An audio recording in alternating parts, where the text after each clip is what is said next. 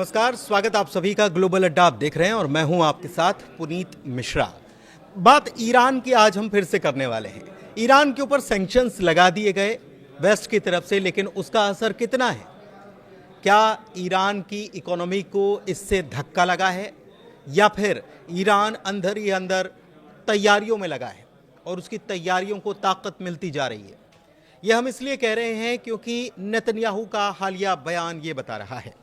हालांकि उनके बयान में कितना दम है या उनके बयान का ठौर ठिकाना क्या है, इसके बारे में तो कुछ नहीं कहा जा सकता, लेकिन नेतन्याहू अब ये बता रहे हैं कि ईरान से डरना पड़ेगा अमेरिका को भी। उनके बयान के मायने क्या हैं, क्या बता रहे हैं और इकोनॉमी का हाल क्या है, इन सारी चीज़ों को समझने के लिए मेरे साथ मेरे सहयोगी अंकुर त्यागी जी मौजूद हैं। सीधे उनके पास चलते हैं और सबसे पहले ईरान की मौजूदा इकोनॉमी की बात करते हैं कि सैंक्शंस जो लगाए गए उसका असर कितना पड़ रहा है और किस प्रकार से हो रहा है। अंकुर जी।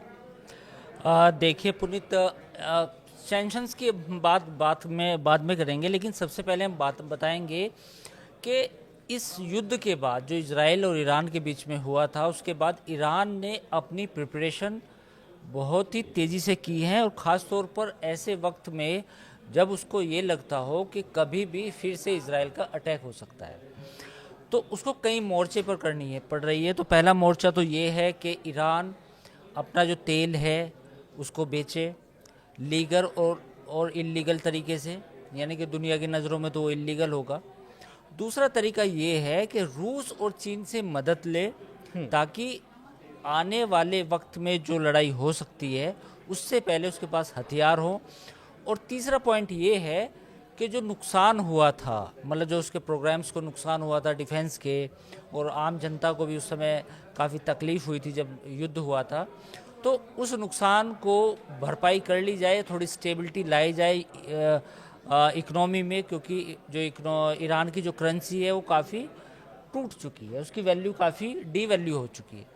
तो ये तीन चीज़ें हैं जिस पर ईरान काम कर रहा है और इनको देखकर लगता है कि शायद ईरान के अंदर कुछ तो चल रहा है, उसकी लॉन्ग टर्म प्लानिंग चल रही है। अच्छा, लॉन्ग टर्म प्लानिंग चल रही है, तो वही इकोनॉमी पर आते हैं।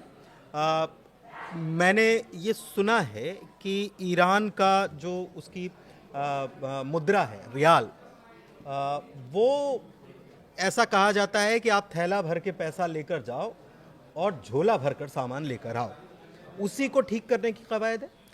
बिल्कुल पुनीत, ये अगर हम इस करेंसी की डीवैल्यू की बात करें तो ये ऑलरेडी काफ़ी गिर चुकी है और यही वजह है कि जो खबरें आ रही हैं वो ये आ रही हैं कि 2025 में, इस साल युद्ध के बाद, जो ईरान ने जो एक्सपोर्ट किया है ऑयल बावजूद सैंक्शंस के, वो 2018 के बाद सबसे ज़्यादा है। उसकी वजह क्या है? उसकी वजह ये है कि ईरान को हर हाल में डॉलर चाहिए, फॉरेन करेंसी चाहिए, क्योंकि उसकी जो करेंसी है उसकी बाहर मार्केट में ज़्यादा वैल्यू नहीं है और उसको स्वैप या किसी भी और ट्रेडिंग प्लेटफॉर्म से भी हम ट्रांसफ़र करके भी ज़्यादा उसको फ़ायदा नहीं होगा। तो जैसे अगर रूस से उसको सामान ख़रीदना है, चाइना से कोई डील करनी है, तो वो होगी डॉलर्स में। तो डॉलर्स कहाँ से आएंगे? डॉलर्स आएंगे जब हम तेल को बेचेंगे, चाहे वो चुपचाप चोरी छिपे बेचें, कैसे भी बेचें, डॉलर आने चाहिए।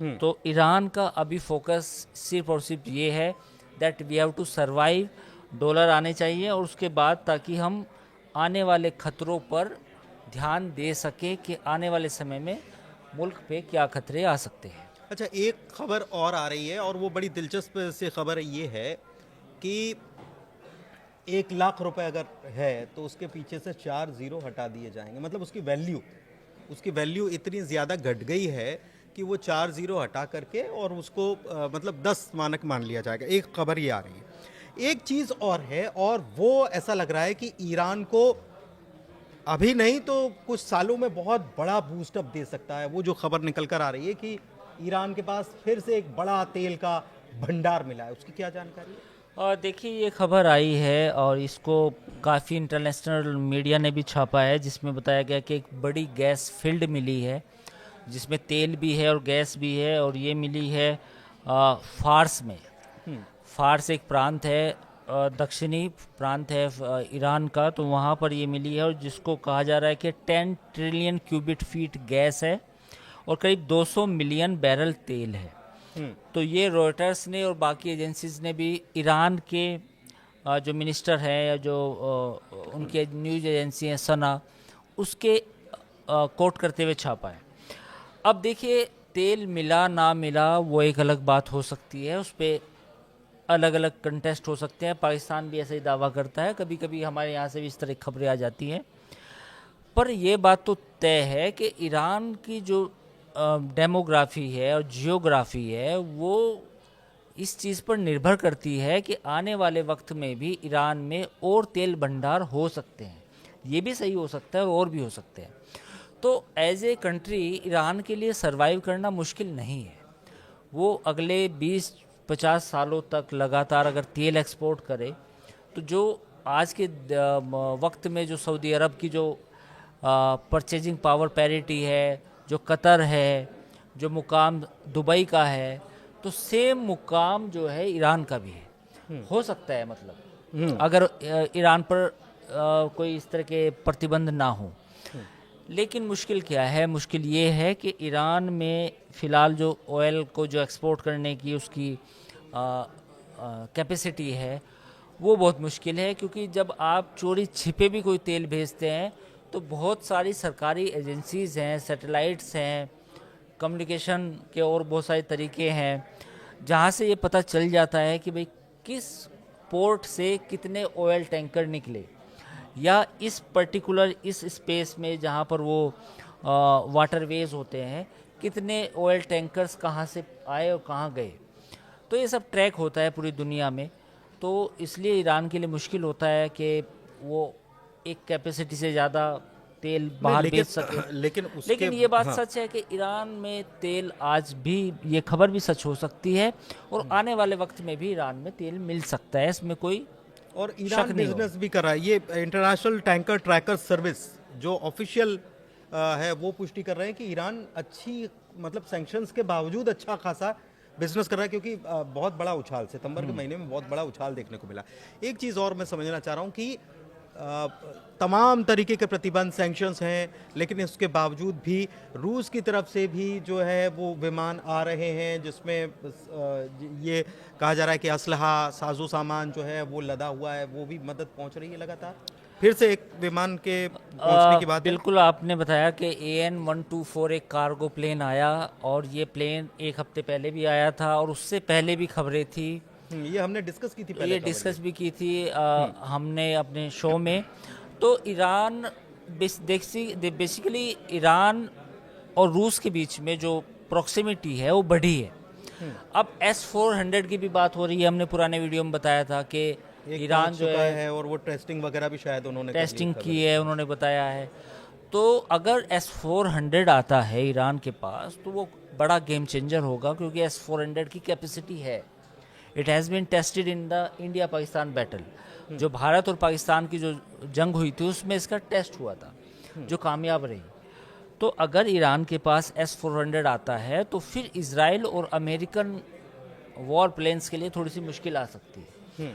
तो ये तमाम चीज़ें हैं। देखिए, पॉइंट क्या है? पॉइंट ये है, हमने पुराने वीडियोस में भी डिस्कस किया था कि इजराइल ईरान के बीच में या ईरान और अमेरिका के बीच में देयर इज़ ए पॉसिबिलिटी कि अगले 6 से 8 महीने में फिर से कोई जंग हो सकती है। बिल्कुल।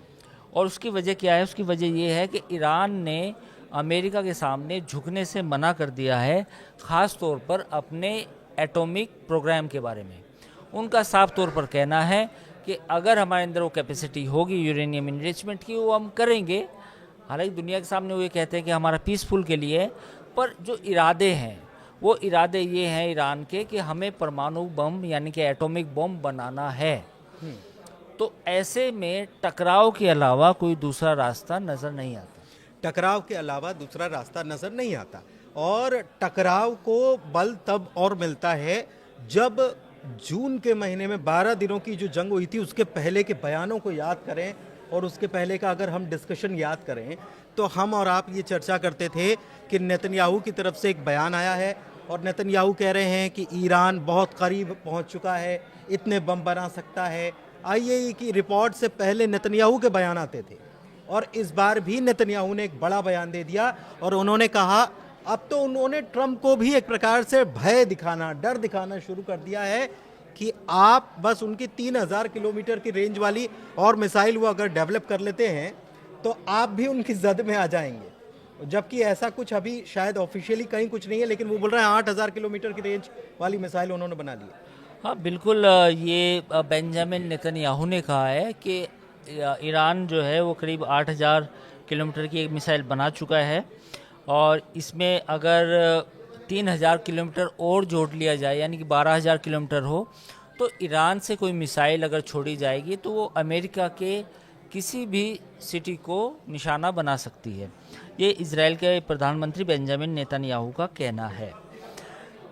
देखिए, मिसाइल के मामले में ये आप भी जानते हैं, हम सब ने भी देखा है कि ईरान के पास वो टेक्नोलॉजी है जिससे वो ICBM इंटरकॉन्टिनेंटल बैलिस्टिक मिसाइल बना सकता है। उसमें से जो एक हाइपरसोनिक मैक 4, मैक 3 या मैक 8 तक की जो मिसाइलें हैं वो कैपेसिटी अभी उतनी विकसित नहीं है, पर अगर ईरान ने मैक 4 या मैक 6 तक वो अपनी कैपेसिटी लेके गया तो फिर इज़राइल के जितने भी एयर डिफेंस सिस्टम है, ख़ास तौर पर डेविड और ये आयरन डोम, इनके लिए मुश्किल होगा कि उसको वो ट्रेस कर पाएँ। क्योंकि देखिए, हाइपरसोनिक मिसाइल जैसा आपको मालूम होगा कि ब्रह्मोस है, तो ब्रह्मोस जब हम भारत और पाकिस्तान के बीच में यूज़ हुई तो ब्रह्मोस को कोई भी रडार डिटेक्ट नहीं कर पाया क्योंकि उसकी स्पीड ज़्यादा थी। तो ऐसा ही ईरान के साथ भी हो सकता है, क्योंकि इज़राइल को अब ये खतरा है कि अगर ईरान के पास हाइपरसोनिक या सुपरसोनिक मिसाइलें हुई तो वो हाइपा में, जैसे उनका अटैक हुआ था हाइपा पोर्ट सिटी में, तो वो अगली इस बार की तरह भी और डेंजरस हो सकता है जिसमें इज़राइल को बड़ा नुकसान हो सकता है। तो वो अपने नुकसान का, क्योंकि इनके पास जो जानकारी ये है कि इनके पास खोरम शहर खैबर शेकन एक मिसाइल है जिसकी 2000 किलोमीटर की इसकी रेंज है और एक और आई थी मिसाइल का नाम था सेजिल जो अभी हमला हुआ था उसमें इस्तेमाल हुई थी, उसकी भी इतनी करीब रेंज है। लेकिन बेंजामिन नेतन्याहू ट्रंप को ये डर दिखाकर उकसाने का काम तो नहीं कर रहे हैं कि अब आइए, अब वक्त है, मतलब प्रिपरेशन शुरू कर दो, ये कहने की कोशिश है क्या नेतन्याहू की ट्रंप को मैसेज देने की? बिल्कुल, ये इज़राइल ने पहले भी अमेरिका को कुछ कुछ ऐसे ही बताया है। जैसे एक बार UN में बताया कि ईरान यहाँ तक परमाणु बम बना चुका है। वही। फिर वो कुछ डॉक्यूमेंट्स भी लेके आए जो उन्होंने डॉक्यूमेंट्स अमेरिका को दिए कि देखिए ये उनके सीक्रेट डॉक्यूमेंट है। तो ये तो पहले भी होता रहा है। तो ईरान को लेकर इज़राइल हमेशा अमेरिका को इन्फॉर्मेशन देता है, फिर अमेरिका उस इन्फॉर्मेशन पे काम करता है। तो नई बात तो नहीं है। तो अब बेंजामिन नेतन्याहू जो ये बात कह रहे हैं कि उसके पास ICBM है 8000 किलोमीटर की, 12000 किलोमीटर की, तो ये सच तो है कि ये इन्फॉर्मेशन होगी सच, और ये इन्फॉर्मेशन फिर अमेरिका को दी जाएगी। मतलब वो चाइना से उसको कुछ ना कुछ टेक्नोलॉजी शेयर हो रही है, ये बात तो सही है। हाँ, मतलब कुछ तो देखिए, कुछ ना कुछ तो हुआ है। देखिए, इस लड़ाई के बाद ऑपरेशन जो नाम दिया गया था राइजिंग लायन के बाद ईरान को भी एक बात समझ में आ गई है कि अगर उसे सरवाइव करना है तो या तो उसको एटम बम बनाना पड़ेगा या फिर वो हथियार खरीदने पड़ेंगे ताकि उसका एयर डिफेंस बचा रहे। उसके लिए काम शुरू हो चुका है। ठीक है, तो उसके लिए काम शुरू हो चुका है। और दिलचस्प बात यह है कि ईरान के लिए अच्छी खबर है इसमें कि गैस का, तेल का भंडार ईरान में मिला है और इस पर आने वाले 3-3.5 सालों में काम शुरू होगा। पहले भी ईरान ये दावा करता रहा है, लेकिन इस बार जो पुख्ता सोर्सेस हैं वहाँ से ये जानकारियाँ निकलकर सामने आ रही हैं। तो ये थी ईरान की बात। कैसी लगी चर्चा ग्लोबल अड्डा में आप कमेंट के जरिए हमको बता सकते हैं। फिलहाल चर्चा को यहीं करते हैं समाप्त। बहुत बहुत शुक्रिया। नमस्कार।